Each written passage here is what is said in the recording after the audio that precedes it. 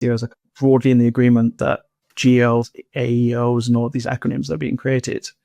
Essentially, the tactics that we're doing for SEO, they're very, very similar to what you would do for the AI. There's just slight adaptations. Nobody can name a brand that is really good in the AI overviews that's got really bad SEO. So it's like all of the performance in the overviews is driven from your SEO performance.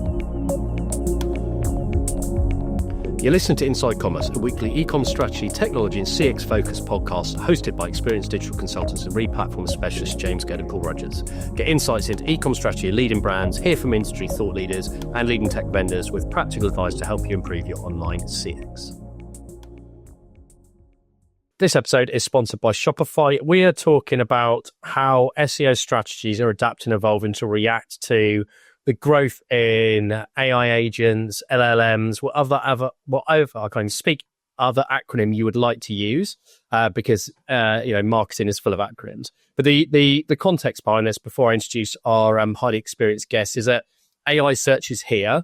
It's not a myth. It might be being hyped up in certain quarters, but it's there, it's growing, and it's important to analyze and understand what the impact is. Still a really small percentage of traffic for the vast majority of sites. I think in the data I've seen, it's less than 1% for a lot. There will be differences in some markets, but it's growing. And on that basis, we have to understand it, and we have to look at whether that means we need to change how we manage or execute SEO strategies in line with this or not, and keep an eye on the evolving tools and understand what the change in use of these tools could mean to us, our site, and our content, etc. And then we get onto the convoluted world of tracking, when there is lots of new tech involved. So we're going to be discussing this, look about what the reality is and what the implications are. And we've got an exceptionally experienced guest today. So warm welcome to Sam Hurley. Hey, Sam, how are you? Hey, gents, how are you both? Oh, good. Before we start getting into the nitty-gritty of this, do you want to, for those people who might not have come across you and the agency, do you want to give people a bit of flavour of your background, what you do, what the agency does? Yeah, sounds good. So I got into SEO about 2013 or so, straight out of university. First role was a tiny agency, first in-house employee, kind of worked on lots of very dodgy clients, learned so much. That got to about 10 people. That then sold to another agency. I moved across with those clients. From that agency, I then went in-house to May.com, which is where I met Paul. And then from there, after about 2 and a bit years of scaling their non-brand SEO by over 20 million, I then set up Novos. And since then, so that was 2019, we sold the company to the staff in 2020 as an employee ownership route. We literally just work on e-commerce. Some industry just work on SEO. So we do like full service SEO, which is the tech, content, and digital PR link building. And then that's kind of like overpinned with strategy. We've got quite a few mutual clients with Paul as well. The small world of e-commerce and Paul and Vivant. Excellent. So let's get some context to this, because there's been a lot of conversations with Paul and others recently. So, Paul, you recently looked at data. You posted an interesting article on LinkedIn looking at data from clients on traffic from AI agents, LLMs. What is the data telling you and your clients? Yeah, absolutely. So I think, so I basically did a post. There's a guy in our team who is running a data project in our business, and we've got a lot of data sitting in a data warehouse. So I basically asked him to build a report that showed the growth of traffic from LLMs over time per client. And basically the takeaways were traffic's increasing really quickly for probably about 50% of the brands, but in general, the traffic is increasing pretty quickly. The volume's still really low. So I think it was basically up to 1% of the traffic. There was one company that was higher than that, but they're very technical. So it's like a technical audio brand. And I think basically when you're kind of anything that's a bit more technical, where you're more likely to be doing research, because the other brands where there's a slightly higher proportion were kind of technical clothing, more technical kind of athleisure wear, that kind of stuff. So I think they were the types of businesses that were getting more demand or more like traffic through particularly ChatGPT, which is about 98% of all of the referral traffic. So that's kind of where it is really at the moment. So I think, anywhere from kind of 0.5% to 1% on average per client, with those more technical exceptions. But pretty sure it'll continue to grow. And I would say, particularly the last few months, there's been a lot more uplift in traffic coming from ChatGPT in particular. Sam, what are you seeing? You've got an agency, you work across lots of different clients, and there's some crossover, but you'll have different business types as well. Is it consistent? Are you seeing a lot of disparity between certain types of businesses and how much impact it's having? Yeah, we are. But I think this is the point that kind of a lot of everything that we're discussing will come back to, is that I don't really think these channels now are kind of like traffic drivers. So it's that they're not really going to be, that's not how you're going to judge success from them. So if we are looking at purely traffic, the numbers will always be small. And particularly with Google, like you can see, I don't know if you've seen it on LinkedIn, where you've got this kind of like alligator chart that they're calling it in Search Console, where like impressions are going up, clicks coming down. And that's kind of essentially what AI search is all about. It's getting in the AI overviews, getting into GPT, and the kind of aim of these isn't to link out. Like, it's very hard to find a link within the results that you get back that will directly refer you to another website. So it's all about brand visibility, getting mentioned rather than traffic drivers. So what we've seen is it's kind of like how we split our reporting is like the traditional reporting is all like clicks, revenue, all that side, and the separate part then is the visibility within the platforms and how clients are performing there. So we've seen a spike the last 6 to 7 months, particularly for our clients, like all e-commerce, since GPT launched shopping. So that's still very, very early days. What they're essentially doing is crawling the website rather than using a feed. Since they started doing that, we have seen a rise in revenue and traffic coming from these platforms. Month on month, they're growing like 300, 400%. But like Paul said, like the numbers are so small, it's negligible. The clients still like seeing it. But the more interesting part for us is like that new kind of reporting, which is like, how is your brand appearing within these platforms before they've even heard about you? So it's a lot more like brand discovery rather than direct traffic and revenue. I think the reporting one's really interesting. So I know there is a question later on this, so I won't go too deep. But I've been playing around. I know you introduced me to Profound, I think it is. And I've been playing around with, there's one called Pete, Semrush's new stuff, and a couple of others. And I do think it's really interesting because from what I can see, most of that data is basically coming from them submitting queries and then kind of basically measuring sentiment, measuring like volume, trying to understand like what's driving like relevancy. But I felt like I was kind of underwhelmed by it, but I think it probably, like, that whole area needs to like mature a bit, and maybe ChatGPT in particular need to like allow for more data to be made available. I don't know if you agree with that. I think this part is like a lot of, I think it's one of your questions coming up, but it's like, what quite a lot of clients ask us is like, why now? Like, why are we talking about this so much now when GPT's been out for like 2 to 3 years or something? It is because Google's always been very good at the bottom of the funnel, the commercial side of things. Top of funnel's been okay, but then GPT came out, and then that completely transformed top of funnel and almost created an even further up funnel, which then then made Google's top of funnel crap in comparison. But then GPT, top of funnel, this chat experience, like excellent, but then their commercial side, absolute dog shit. So what's happened this year is GPT's got better at the commercial side, and then Google's launched AI mode and AI overviews to combat GPTs. Like, both of them now are set up perfectly to compete. And that's where things have got interesting in the sense of like what GPT has done to search behavior. So people are searching way longer than they ever have before, which is increasing the quantity of searches in Google, despite everything that you read online about Google dying. It's like people are so used to doing one search or chatting and then doing a follow-up and then a follow-up. And now what Google's doing with the AI overviews is keeping everybody within the platform, not linking out. So then the trend for SEOs is like 0-click searches, which have been around for good 5 years or so, but this trend has just accelerated recently.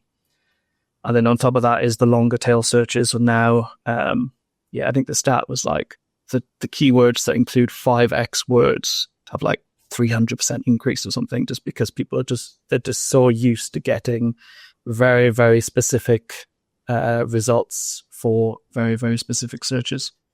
What do Mattel, Victoria Beckham, Sennheiser, and Glossier all have in common? They power their businesses with Shopify. Shopify is the most innovative and scaled commerce platform on the planet. It also happens to have the best converting checkout on the planet. Shopify, powering the future of enterprise commerce. Find out more at shopify.com/enterprise. One thing, sorry, James, I'll stop ruining the flow of this podcast soon. So before we start recording this, I was saying that Josh had done a load of research, and he did a LinkedIn post actually on like the trend between search volume in Google and then uplift in GPT and all of that, which was quite interesting. But then I got him to send over those notes that I talked about. And there's some interesting stats in there. So as you say, those 0-click searches are driving like loads more time in the results. And I thought this was quite interesting. So 80% of search users now rely on the AI summaries for 40% of their queries, which is massive. And to be fair, that's probably pretty accurate for me. I reckon 40% of the time when I'm searching, I'm actually using the AI summary. But yeah, I thought that was quite interesting in terms of like how important it is now. Yeah, and with that comes the how much do you trust it? Because I'm really skeptical, just because there have been plenty of examples where the AI overview is not study accurate. And it is, I know it's getting better now. They'll learn because they have to, because in there, if they're going to try and monetize it, like you were saying, Sam, it needs to be accurate and reliable.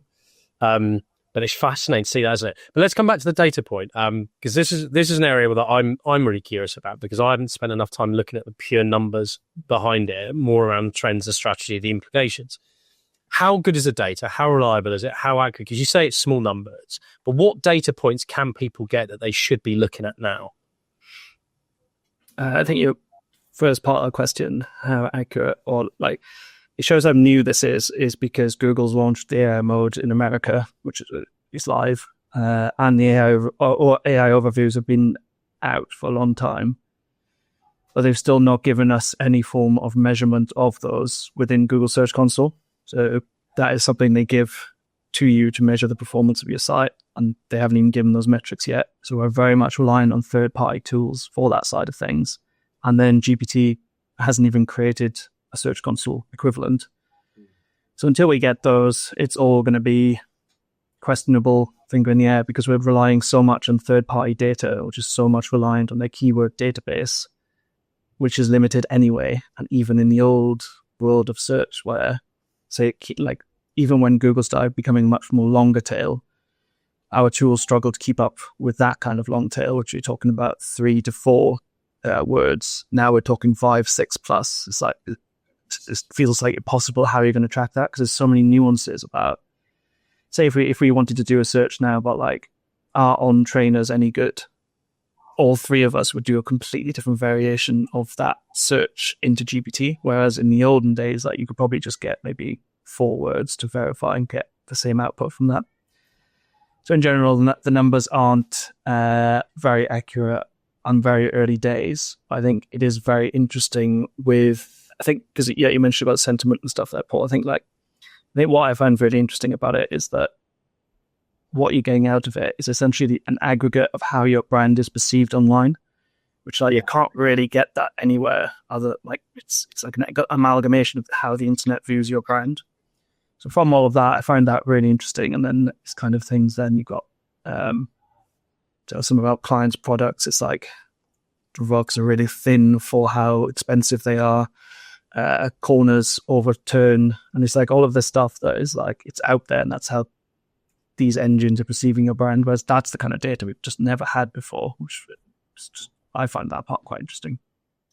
I thought the only other one that I thought was quite interesting when I was going through the reporting, because I guess they probably don't have at the moment is any real, true, accurate volume, which is what you'd expect just based on, always having access to Google Analytics or Search Console.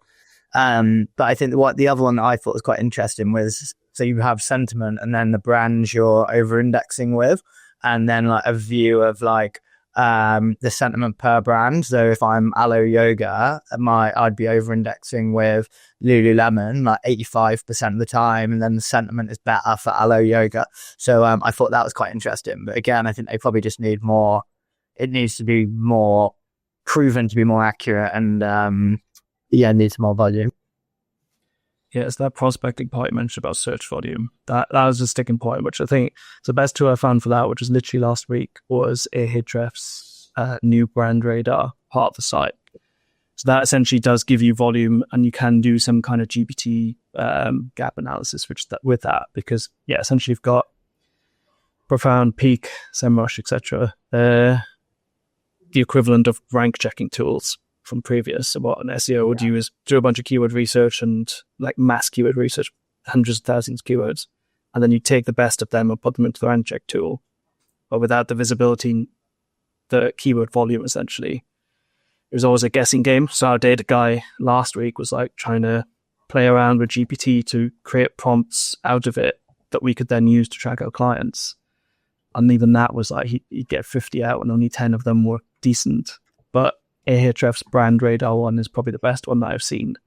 And in there, it shows things like brands will find this really interesting. It's like somebody searching for, are Adidas backpacks, do they have lifetime warranty or something like that? And then the GPT spits out everything. And then the final paragraph is, Adidas doesn't, but if you're thinking about a lifetime warranty, then you should check out brands like Osprey that do have a lifetime value. So it's like, that's ridiculous for a brand like Osprey to get that kind of data and insight into how these LLMs are perceiving it.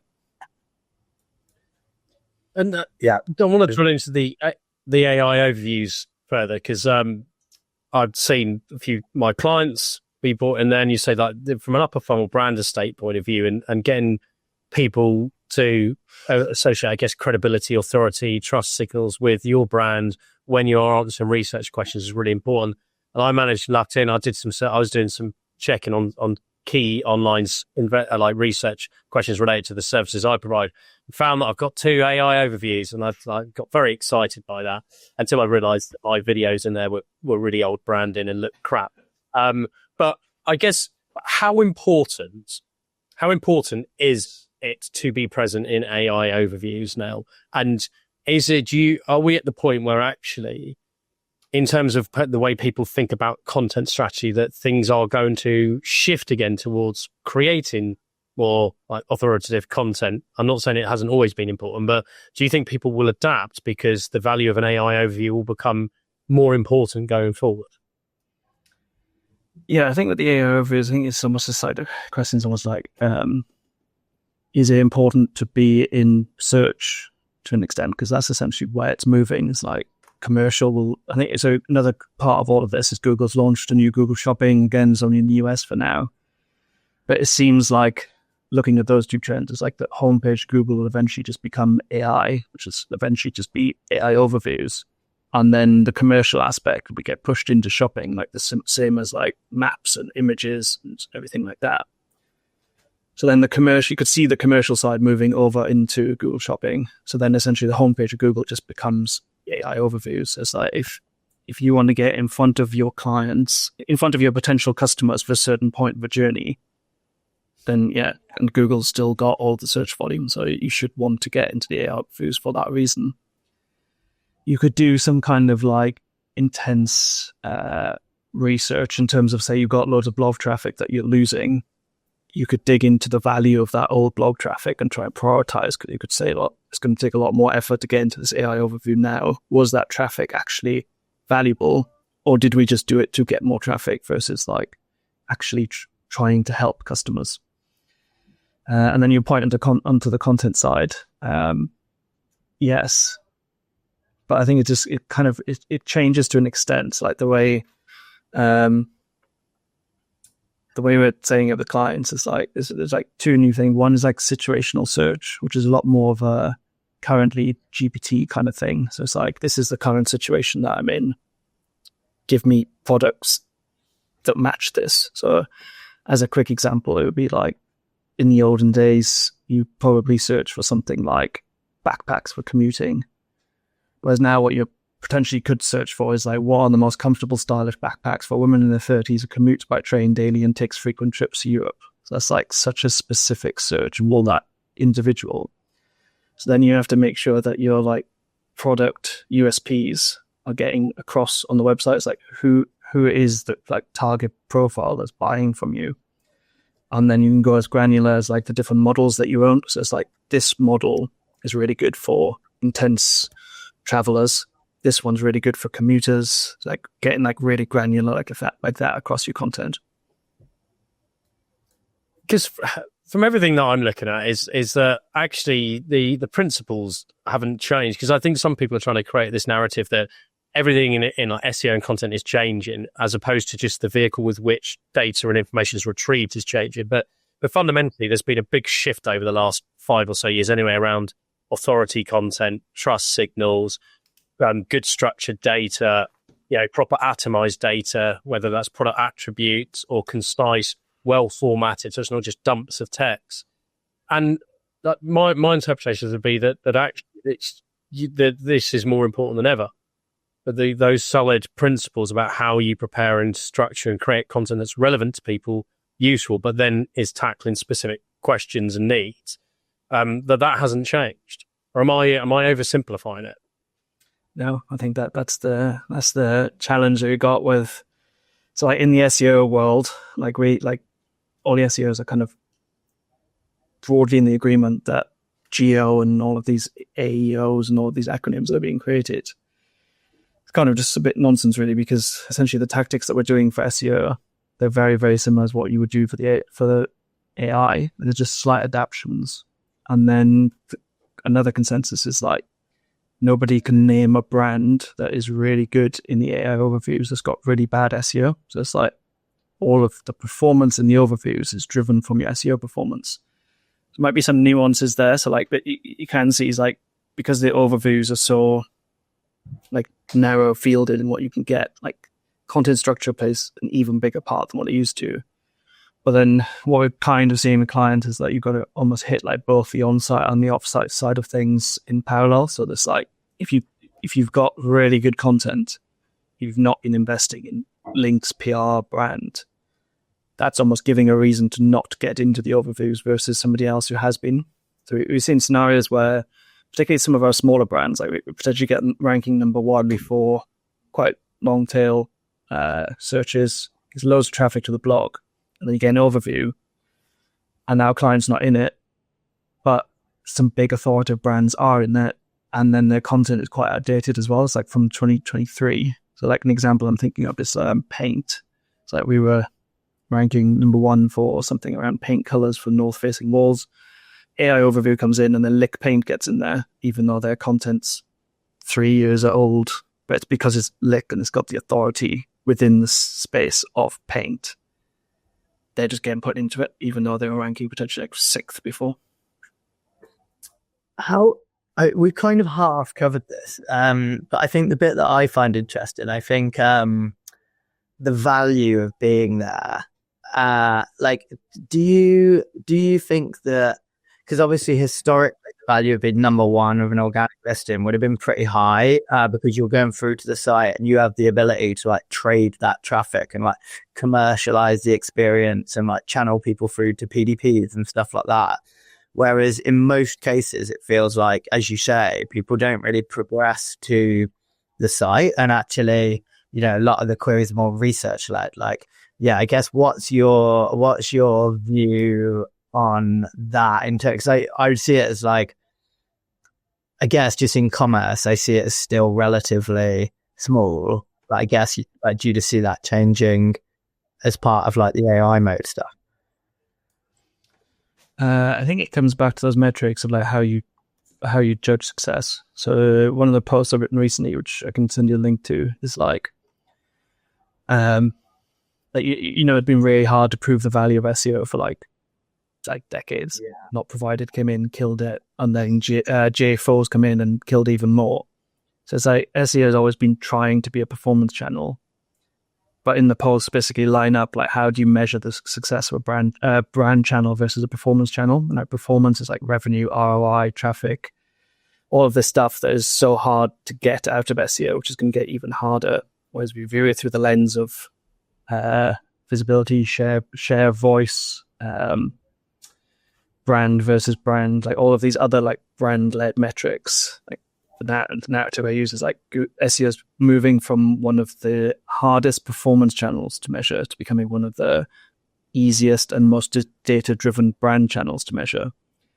So in the example we used with one of our clients at Ruggable, we pulled all of this last click data for him on like revenue and traffic, and everything was through the roof, crazy ROI. And then one of his points was like around TV, and then how do you discount the value off of TV onto SEO? But then the point I'd make is like, well, we got you ranking number 1 for rugs. So you invested in TV, and in the scenario, TV could be meta ads, for example, or any kind of activity that you're doing. Somebody will get exposed to the ad, but then you're assuming that the customer is remembering the brand and not the product. And that, like, so many times people are remembering the product. So you're creating demand for rugs. And later down the line, somebody will, like, where people are always going to end up is search. So then they're going to do a search for rugs. So then if they weren't number 1 and they were where they were before when they hadn't invested in SEO, which was 20th, they wouldn't have been there. So then all of the demand from TV wouldn't have been captured, if that makes sense. It's like a demand generating channel versus demand capturing, and SEO is still the best demand capturing channel out there. I guess the only thing with that, I think the interesting thing with that is like if it's brand, so if you're essentially running top of funnel activity, driving more volume around brand search, you can measure that. Whereas if you're inadvertently creating non-brand volume, then it will be a lot harder to measure. And then that's where non-brand can become a discovery channel. So then an example for me recently was I was searching around best linen clothing or something, and then a brand came up I'd never heard of in the AI overviews. Checked them out, didn't like the website. Okay. And then I was walking down Oxford Street, and then I saw the shop. I was like, okay, I never heard of them. I'll check them out. Spent an absolute fortune. So then that's where the brand has been, the awareness of the brand has been raised through the non-brand then. So that's the impossible attribution.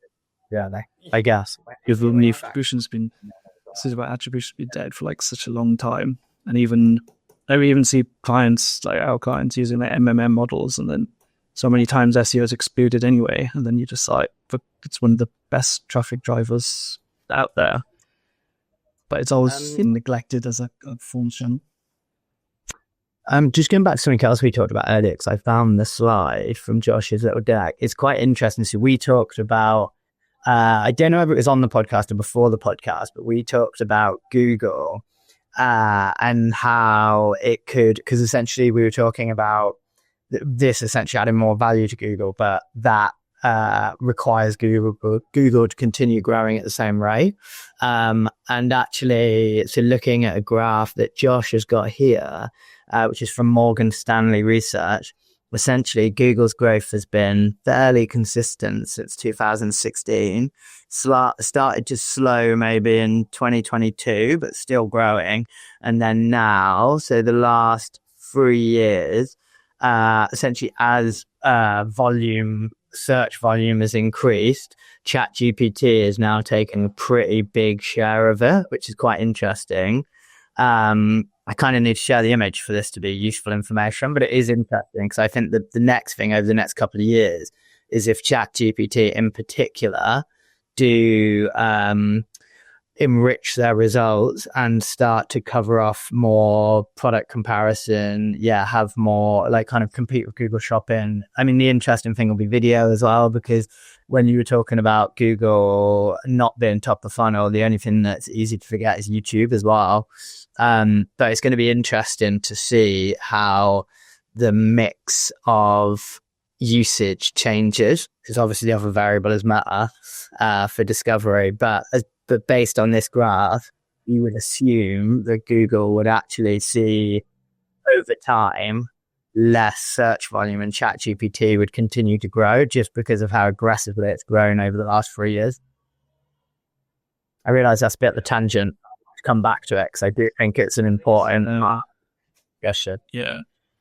I think that's like, and this is the thing that SEOs have wanted for like years and years, is to have more search engines everywhere. So the dream scenario in the future would be you'd have somebody who's like a Perplexity SEO specialist and a GPT specialist and all of this stuff, which is very good.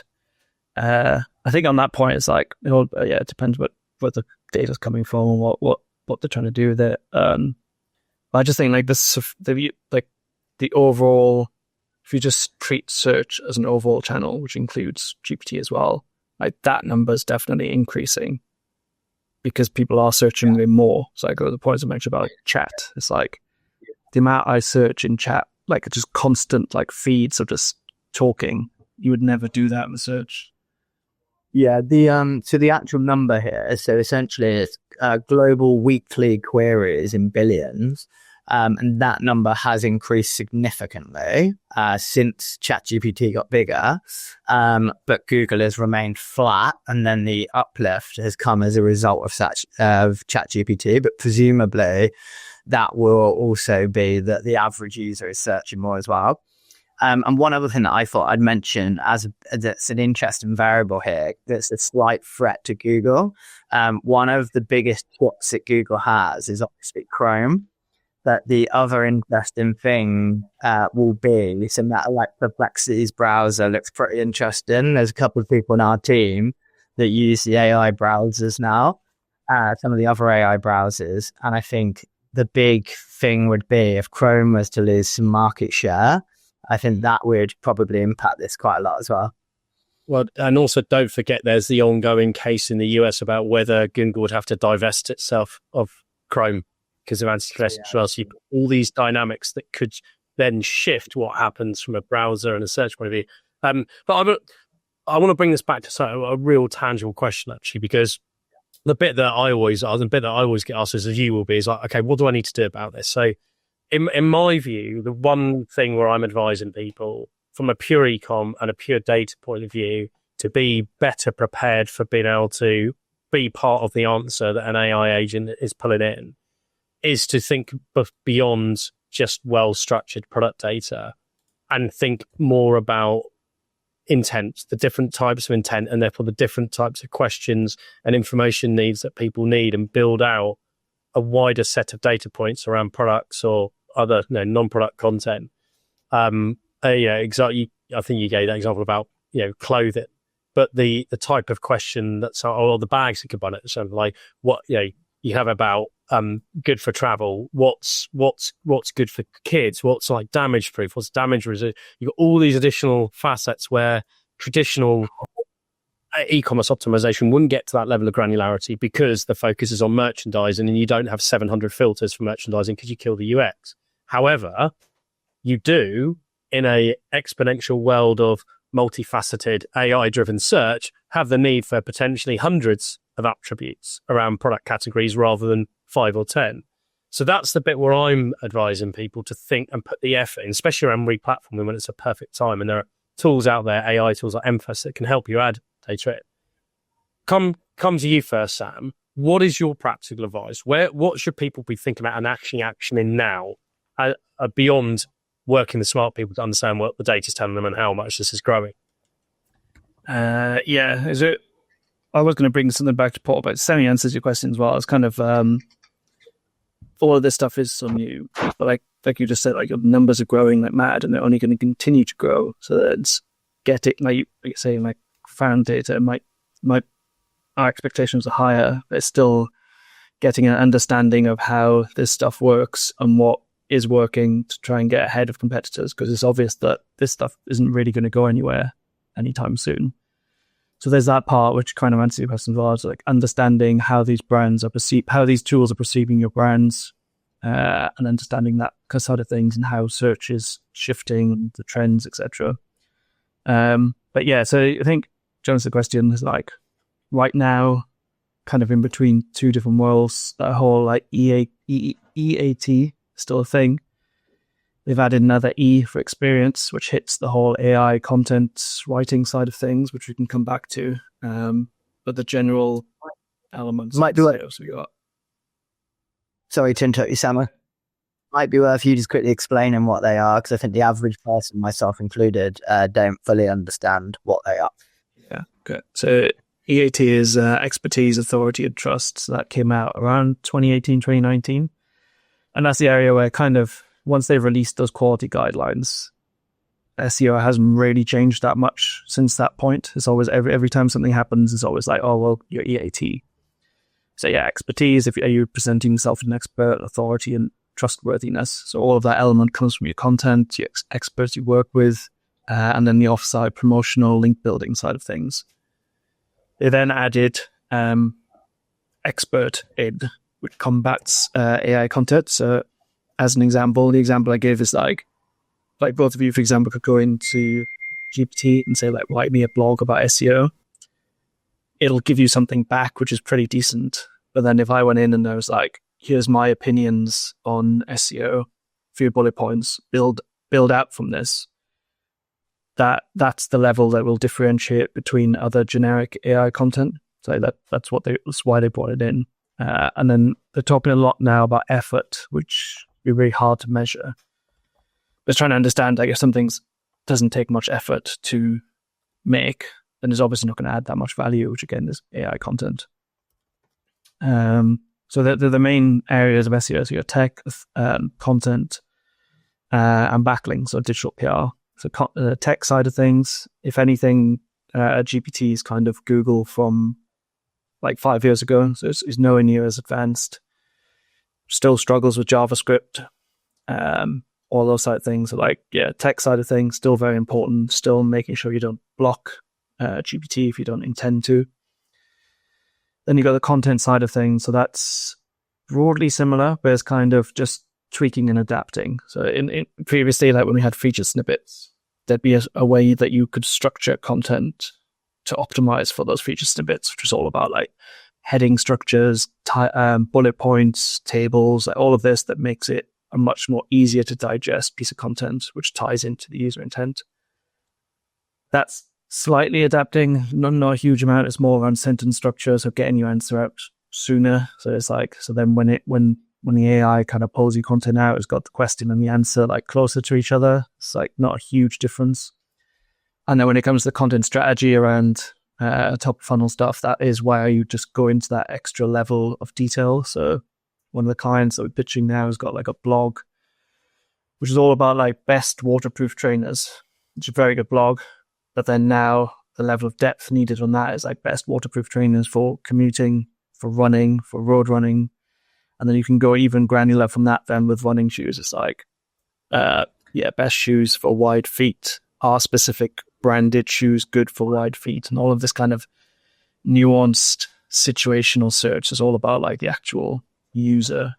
Quick stop question on that one, Sam. So I think when you start reading about this stuff and what you're describing there, you start to hear about like chunking and the need to like restructure information. So for that as an example, I feel like historically from an SEO perspective, the expectation would be that you'd write good content and like the semantics behind Google would like add more context. Whereas now it feels like the advice in the industry is to trunk information more, like create like little sub bits of information with like really relevant subheadings to really try and optimize towards how like OpenAI in particular is like collecting information. What's your view on that? You're going into your nerdy SEO blogs now, aren't you? I can't know. So that's basically what it is just making the content as, I think there's elements where it kind of, we all think it's like very, very advanced technology, which it is. But then sometimes when you break things down, we were doing it in the office the other day where it's like breaking down where the sources come from a specific search. And it was almost like So what it's essentially doing is just aggregating a bunch of best content and then putting a bit of jazz over it with Reddit, and then it's giving out the answers. And then like you kind of like, oh, this is amazing. But like we break it down, you're literally just aggregating all of those best pieces out there, which is where it's going to become way more advanced in the future. So like that example is like, it's probably going to work now and it'll be completely fine, but then that might then create very strange content where it's like just constantly it almost becomes a list form where it's a bunch of paragraphs. So it's like people will react and they'll adapt and optimize. But surely over time, if this tech is as advanced as what we think it should be, then just write normally and it should be able to pick all of that stuff up. And this, I feel like this is the conversation we pick up in 6 months and revisit. And it's like, how has it moved where we're expecting to? Has things shifted in the way that we hadn't expected? And factor in the paid search stuff, because by then that should be a little bit clearer as well. So, look, Sam, thanks for joining us. Anyone listening who wants to chat to Sam about how what's happening in more detail, and want to talk to him about potentially supporting you guys and your businesses with helping understand this better, then his contact details on the landing page. But hopefully everyone's enjoyed listening. I think this is something we could end up talking about for hours, as it always is. And thanks, Sam. Always a pleasure listening to your views on this. Thank you both. Thank you very much. Enjoyed it. And yeah, I could have kept going for another 2 hours. You're listening to the Inside Commerce podcast hosted by experienced consultants James Gurd and Paul Rogers. Inside Commerce is your fast track to digital knowledge, featuring interviews with leading e-commerce retailers, industry thought leaders, and the C-suite of key tech companies to explore the latest in digital strategy, customer experience, and tech. Discover what the latest trends really mean and get practical advice based on experience to help fine-tune your e-com strategy and tech stack. Follow us on LinkedIn and reach out to James or Paul if you'd like to discuss an e-commerce project. We hope you enjoy the latest episode.